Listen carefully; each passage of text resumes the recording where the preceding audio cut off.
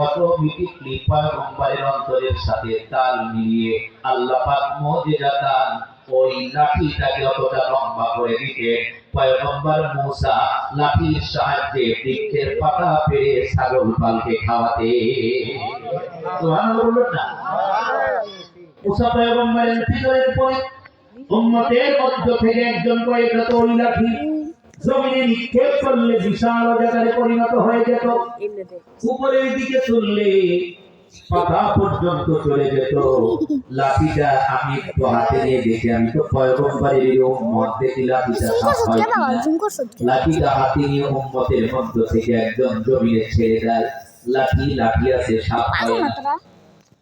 তার মানে পয়গম্বর নাই, লাঠির মধ্য থেকে মুজিজাটা উঠিয়ে নিয়েছেন কে? হযরত সুলাইমানী। পয়গম্বর যখন সুলাইমানীর মাঝখানে এরকম নৌবাহিনী বিমান বাহিনীর সদস্যরা বসত। হযরত সুলাইমান পয়গম্বরের নৌবাহিনী বিমান বাহিনী আনসার বাহিনীর সদস্য শুধু মানুষ ছিল না, দেওভূত পেতনি উলঙ্গ বিহঙ্গ ফুল পর্যন্ত তার নৌবাহিনী বিমান বাহিনী অন্যান্য বাহিনীর সদস্য ছিল। হাজার হাজার সদস্য যখন ডাইনে বামে সামনে পিছনে সেই সুলাইমান পয়গম্বরের তখ্তে সুলাইমানীতে আরোহণ করত। পয়গম্বর অর্ডার করতেন যে এত সময়ের মধ্যে অমুক জায়গায় হাজার হাজার সৈন্য সহ একেবারে বাতাসে ভর করে অমুক জায়গায় ল্যান্ড করে দাও। তাফসীরের কিতাবে এসেছে একদিনে 1 মাসের রাস্তা এভাবে ইনজিলবিহীন এই তখ্তে সুলাইমানীকে পয়গম্বর সুলাইমানের অর্ডারে বাতাস সেখানে ল্যান্ড করিয়ে দিতে। বসুলাইমা দাদে মুলক সরওয়ারি, বসুলাইমা দাদে মুলক সরওয়ারি, খিদমতে ও খাতিমশ দওয়া পড়ি। চো ইনায়ত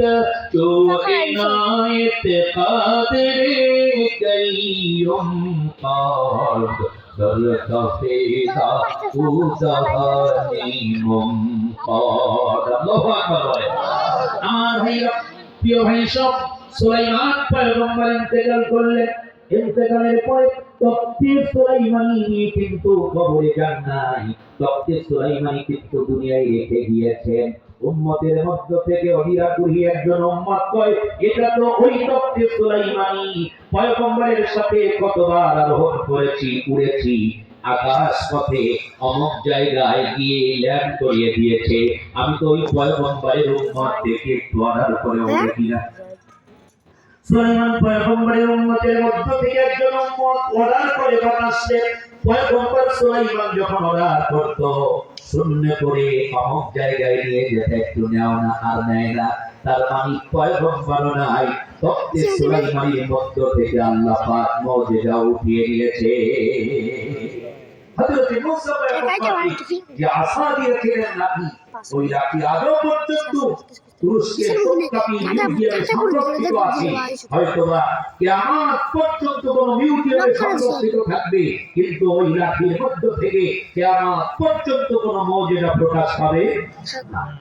আমার ভাইরা, প্রিয় ভাই সব, আমি যেটা আপনাদেরকে বোঝাতে চাই সেটা হচ্ছে আল্লাহ নবী বলে এমন কোন নবী নাই, পয়গম্বর নাই যাকে মুজিজা দেওয়া হয় নাই। প্রত্যেক নবীকে কিছু না কিছু কোনো না কোনো মুজিজা দেওয়া হয়েছে। আমি নবী মুহাম্মদকে 3000-এর বেশি মুজিজা আল্লাহ দিয়েছেন। সবচাইতে বেশি সুচারু সূক্ষ্ম মুজিজা মুহাম্মদুর রাসূলুল্লাহকে আল্লাহ পাক দান করেছেন। আল্লাহর হাবিব বলেন আমি মুহাম্মদকে সবচাইতে শ্রেষ্ঠ যেই মুজিজা আল্লাহ দিয়েছেন সেটা হলো কালামুল্লাহ, যেটা আমি নবী মুহাম্মদের উপরে আল্লাহ নাযিল করেছেন। আমি নবী ইন্তেকালের পরে, মূসা পয়গম্বরের ইন্তেকালের পরে মূসাকে দেওয়া মুজিজা উম্মত ব্যবহার করতে পারে নাই। সুলাইমান পয়গম্বরকে মুজিজা দিয়েছেন, ইন্তেকালের পরে উম্মত ব্যবহার করতে পারে নাই, কিন্তু আপনার আমার নবী বিশ্বনবী বলেছেন, আমি মুহাম্মদ ইন্তেকালের পরে আনেওয়ালা উম্মতেরা, কিয়ামত পর্যন্ত আনেওয়ালা উম্মতেরা কোরআন নামক মুজিজা আমার উম্মতেরা ব্যবহার বা ইউজ করতে পারবে। সুবহানাল্লাহ। কোরআন যে মুজিজা আমরা কিভাবে ইউজ করব, দেখেন আপনারা দেখছেন না, ছোট্ট ছোট্ট ছেলেরা হাফেজে কোরআন বাংলাদেশ থেকে বিশ্বে 100-150-200 রাষ্ট্রের মধ্যে কোরআন তেলাওয়াতের কম্পিটিশনে প্রতিযোগিতায় অংশগ্রহণ করে বাংলার ছেলে আছে না, ছোট্ট ছেলে হাফেজে কোরআন দেখছেন না আপনারা। মোটা একখানা গ্রন্থ যার পৃষ্ঠা সংখ্যা হচ্ছে অসংখ্য, 6666 মতান্তরে বেশি কম থাকতে পারে আয়াত সংখ্যা আছে, 114টা সূরা আছে, 30 পারায় বিভক্ত একখানা গ্রন্থ। ছোট্ট একটা ছেলে, ওকে যদি ওয়ার্ল্ডের মেম্বার বানায় দেয়, মেম্বার কি জিনিস জানবে না, কিন্তু ওর সিরার মধ্যে আল্লাহ গোটা কোরআনকে শুরু থেকে শেষ পর্যন্ত ঢুকিয়ে দিয়েছে। সুবহানাল্লাহ বলবেন না? সুবহানাল্লাহ। এমন একজন হাফেজে কোরআনকে যদি আপনারা দায়িত্ব দেন, বাবা আমাদের এই কাটা বই এই গ্রামের মধ্যে তুমি একমাত্র একজন হাফেজ, তোমার বয়স কম হলে কি হবে, জ্ঞানের দিক দিয়ে তুমি হাফেজে কোরআন, গোটা কোরআন তোমার মুখস্থ, এই গ্রামে আর একজন এমন নাই, অতএব তোমার জ্ঞানের পরিধি এতটা বেশি যে তুমি হাফেজ, শুরু থেকে শেষ পর্যন্ত কোরআন তুমি মুখস্থ করতে পারো, আমরা তোমাকে মেম্বারের দায়িত্ব দিতে চাই। ছেলেটা বলবে, মেম্বার কি জিনিস চাচা? এই মসজিদে যেটা ইমাম সাহেব শুক্রবার খুতবা দেয় ওটা বলবে না, এত বড় মেম্বারের দায়িত্ব আমি ভালো করতে পারতাম।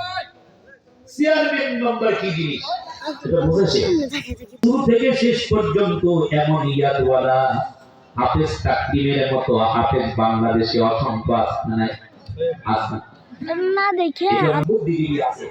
এমন একজন কলামিস্টকে মঞ্চে উপবিষ্ট করে দাঁড়িয়ে যদি বলা হয় 21শে বই মেলায় আপনার একটা গ্রন্থ, এই শিরোনামে একটা বই আপনি লিপিবদ্ধ করেছেন, 3000 পৃষ্ঠার একটা গ্রন্থ, আপনারই তো লেখা বলে, হ্যাঁ আমার লেখা। আপনার লেখা গ্রন্থের পক্ষ থেকে আপনাকে যদি প্রশ্ন করি উত্তর দিতে পারবেন কিনা, আমার পায়জামা বড়। 3টা জায়গা থেকে তাকে বলা হয় 666 আয়াত রয়েছে, ছোট্ট একটা ছেলে গোটা কোরআন তার ভিতর থেকে তোমাকে প্রশ্ন করা হয় জবাব দিতে পারবা কিনা, হাফেজ করবেন, কোশ্চেন করবেন, হাফেজ কোরআন সুন্দর জবানে তেলাওয়াত করে আপনাকে শুনিয়ে দিবে। এই কোরআন হচ্ছে মুজিজা, ঠিক কি না জয় পাক আমার ভাইরা? এবার আসুন, এই কোরআন আল্লাহ পাক হেফাজত করবে, কিভাবে করবে আল্লাহ কিন্তু বলেন নাই কোন ভাবে করব। এজন্য হতে পারে গোটা পৃথিবীতে অসংখ্য হাফেজ কোরআন রয়েছে, প্রায় আমার জানা মতে প্রায় 16 কোটিরও বেশি হাফেজ কোরআন আছে পৃথিবীতে, 16 কোটিরও বেশি। এটা আমার থেকে করবে আর লেখকেরা লিখে লিখে আবার কোরআনটাকে আগের মতো রূপ দেওয়াটা এটা অতি সহজ, কারণ এই কোরআনের পরিবর্তন করা পৃথিবীর কারো পক্ষে সম্ভব।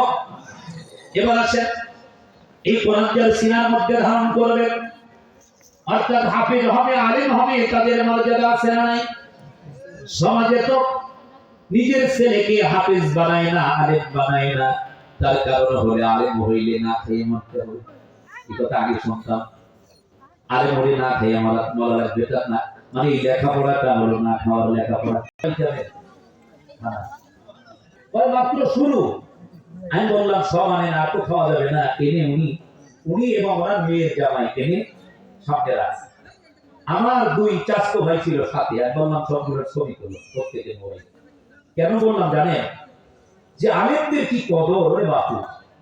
শেষ পর্যন্ত আচ্ছা বলে 70 আইটেমের খানা যদি খালি একটু খায়, পেটের যে গুদাম আছে এই যে একটু দিতে এর চেয়ে বেশি সেটা ফেরাতো না, তারপর একটা ঠেলা গাড়ির সমান না, ঠিক কিনা ধরে চল। তো সব মিলে কত কি পরিমাণ খাওয়া যায়, এত কদর। এই জন্য আগে শুনতাম যে আলেমরা তো ভাত জোটে না, এই লেখাপড়ায় ভাত জোটে না। এখন শেষ পর্যন্ত লেখাপড়া শেষ করে আমি এই আলোচনার লাইনে 21 বছর 22 বছর রানি আলোচনার লাইনে বক্তা হিসাবে। তো এই 22 বছরে সারা বাংলাদেশের কোনো ডিস্ট্রিক্টে যেতে বাকি নেই, দেশের বাহিরেও 5-7টা রাষ্ট্রে আমার সফর হয়েছে। তো এতে যতটা যোগ্যতা অর্জন করলাম যে আসলে এই লেখাপড়াটায় না খাইয়ে মরা লাগে না, ভাত না, ভাতের চাইতে উৎকৃষ্ট মানের যত পরিমাণ খানা আছে সব এই কোরআনটা ধারণ করবে, সংরক্ষণ করবে, হাফেজে কোরআন হবে, তার ইজ্জত সম্মান কতটা বেশি। সমাজে আপনারা না দিলে কি হবে? আলেম ওলামা হাফেজে কোরআনের মর্তবা ইজ্জত স্বয়ং কে দিয়েছেন? আল্লাহ দিয়েছেন। আল্লাহ নবী তো আজ থেকে 1450 বছর পূর্বে আমাদের মাঝে সবচাইতে দামি ব্যক্তি হচ্ছে তারা যারা নিজে কোরআন পড়ে এবং অন্যকে পড়ায়। এবার আপনাদেরকে যদি প্রশ্ন করি, কোরআন এমবিবিএস তাহলে কোরআন পড়ছে কারা? আল্লাহ নবী বলেন নাই রাষ্ট্রপ্রধান হলে সবচাইতে দামটা বেশি হবে ব্যক্তি, এটা আল্লাহ নবী বলেন নাই। ডাক্তার হইলে সবচাইতে দামি হবে এটা বলেন নাই। ইঞ্জিনিয়ার বা ডক্টরেট করে আসছে আল্লাহ নবী বলেন নাই। আল্লাহ নবী বলেছেন সমাজের মাঝে তোমাদের মাঝে সবচাইতে দামি লোক তারা যারা নিজেরা কোরআন পড়ে এবং অন্যকে পড়ায়। বিশ্বনবী সাকিফাই করা আলেম ওলামার মর্যাদা সমাজে সবচাইতে বেশি, ঠিক কিনা জয় বলে আমার ভাইরা? এটা তো আল্লাহ নবী আলেম ওলামাদেরকে বললেন। হাফেজে কোরআনের মর্তবা কতটা বেশি হবে শুনেন আলোচনা।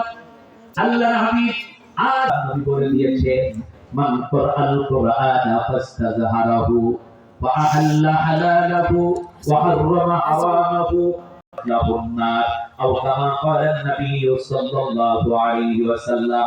আল্লাহ নবী বলেন যে ব্যক্তি কোরআনটাকে কণ্ঠস্থ করবে, মুখস্থ করবে, সিরার মধ্যে ধারণ করবে এবং এই কোরআনের হালালকে হালাল বলে গ্রহণ করবে, ওয়া হাররামা হারামাহু এবং হারামকে হারাম করে পরিহার করবে, ছেড়ে দিবে, আল্লাহর হাবিব বলেন ওই হাফেজে কোরআন আদখালাহুল্লাহুল জান্নাহ, কাল কিয়ামতের ময়দানে আল্লাহর বানানো সুখময় জান্নাতের অভ্যন্তরে ডাইরেক্ট প্রবেশ করবে।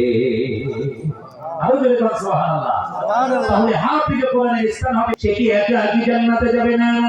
সে একা কি জান্নাতে যাবে না? আল্লাহ নবী আরো বলেন ওয়াশফাহু ফি আশরাতিন মিন আহলি বাইতিহি, ব্যক্তি যাদের জন্য জাহান্নাম অবধারিত হয়ে গিয়েছে, নিশ্চিত জাহান্নামী বলে বিবেচিত হয়েছে, কনফার্ম হয়ে গিয়েছে জাহান্নামী বলে, এমন 10 জন জাহান্নামীকে জাহান্নামের অতল গহীন থেকে উঠিয়ে একজন হাফেজে কোরআন সঙ্গে করে জান্নাতে প্রবেশ করবে। আমার ভাইরা, হাফেজে কোরআনের মর্তবা এতটাই বৃদ্ধি করে দিবে আল্লাহ পাক, কিয়ামতের ময়দানে হাফেজে কোরআনকে আল্লাহ পাক বলবে, সাহিবে কোরআনকে আল্লাহ পাক বলবে ইকরা, পড়ো, ওয়াত্তাকি ওয়ারাত্তিল কামা কুনতা তুরাত্তিলু ফিদ দুনিয়া, দুনিয়ায় থাকাকালীন সময়ে তারতিবের সাথে যেইভাবে কোরআনটা পড়েছো সেইভাবে পড়ো। ফাইন্না মানজিলাকা ইনদা আখিরি আয়াতিন তাকরাউহা, আর মর্যাদার আসনে উন্নতি অর্জন করো, নিশ্চয়ই তোমার গন্তব্যস্থান হবে তোমার পঠিত আয়াত সমূহের শেষ প্রান্তে। জোরে বলুন সুবহানাল্লাহ। অর্থাৎ হাফেজে কোরআন কোরআনে কারীমের প্রথম আয়াত পড়বে, লিপ চলে যাবে প্রথম তলায়, উদাহরণস্বরূপ পড়ছি, দ্বিতীয় আয়াত পড়বে, লিপ চলে যাবে দ্বিতীয় তলায়, তৃতীয় আয়াত পড়বে, লিপ চলে যাবে তৃতীয় তলায়। এভাবে একজন হাফেজে কোরআন হতে পারে রিকশাওয়ালার ছেলে, ঠেলাওয়ালার ছেলে, দিন মজুরির ছেলে, পান দোকানদারের ছেলে হতে পারে। এই কাটাবইয়ের সবচাইতে দারিদ্র ফ্যামিলির সন্তান হতে পারে। কাল কিয়ামতের ময়দানে ওই